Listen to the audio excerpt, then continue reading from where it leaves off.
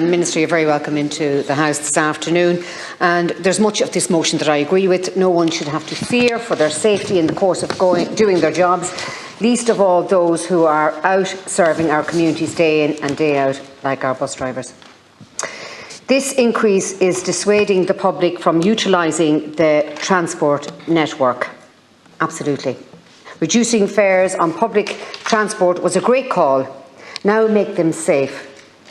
Having constant regular security on board, and make them nice, clean and aesthetically pleasing, and you'll boost your user figures even more.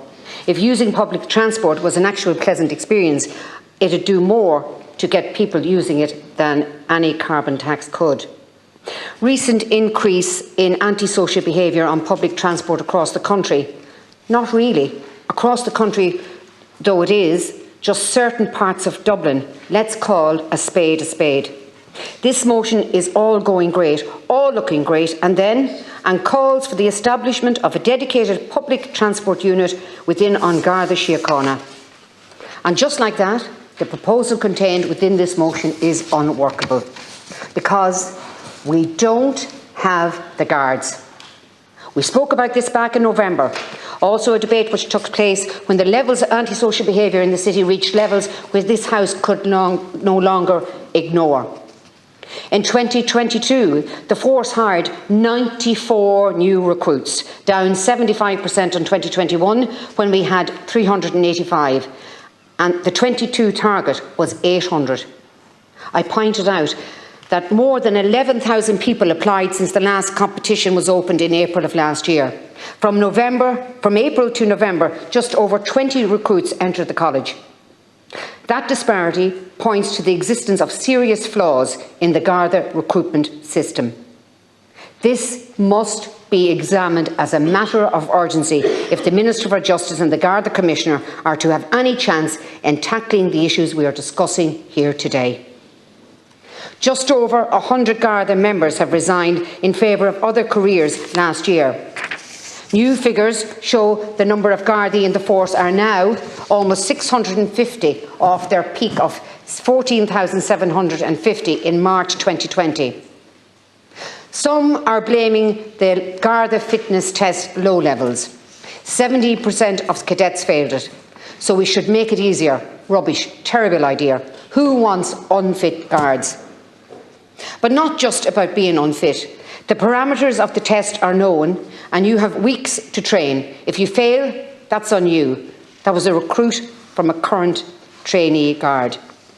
So you have people who want to be guards, who know exactly what the parameters of the test are, who go into the test and fail it.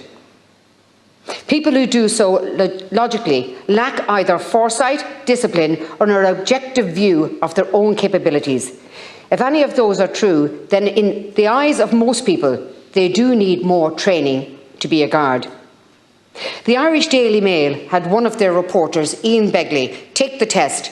Just a normal bloke. He almost passed, failing only the bleep test by a narrow margin. He goes on to say, however, I believe if I had a few weeks to prepare, and if my ambition to have the career as a guard depended on it, I would have passed the fitness exam with reasonable ease. Gardaí, who have spoken to major media outlets, say the combination of Garda numbers failing and the bleeding away of personnel into the new and expanded specialist units has been a devastating double whammy for the front line. So we need more guards and security on public transport, but we also need them walking on the beat. So the establishment of the dedicated public transport unit is unworkable if the only place it can draw guards from are from the streets. And the people committing crime know the response is going to be slow, if at all. Lack of Gardaí emboldens criminals and enables crime. The Minister for Justice and the Garda Commission must urgently decide what it will be done to remedy this and communicate it to the public. Minister, we had a Garda this last weekend suffer serious personal injury.